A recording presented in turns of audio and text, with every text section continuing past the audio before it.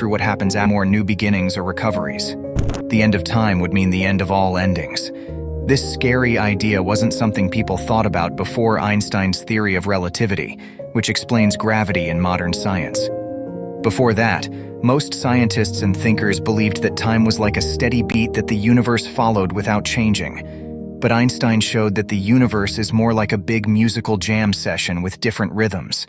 Time can slow down, speed up, or act in unexpected ways. When we feel gravity pulling us, we're actually experiencing time moving at a different pace. Objects fall toward areas where time moves more slowly. Time doesn't just pass, it reacts to what's happening around it, like musicians playing together in a lively rhythm. But sometimes things can get chaotic, and time can seem to vanish, like a drummer getting too carried away and burning out.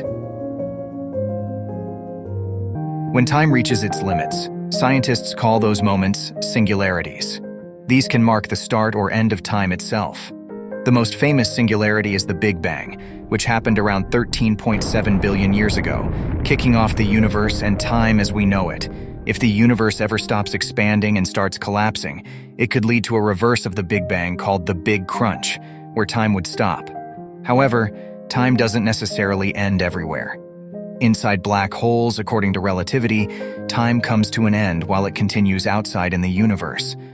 Black holes are notorious for their destructive nature, but they're even more extreme than commonly thought. If you were to fall into a black hole, not only would you be torn apart, but eventually, you'd reach a point called a singularity at the center, where your timeline would cease. There'd be no rebirth from your remains. They wouldn't be recycled. It's like reaching the end of a story, not just facing death but experiencing an existential collapse. Physicists wrestled with the unsettling idea that relativity predicts such a grim fate with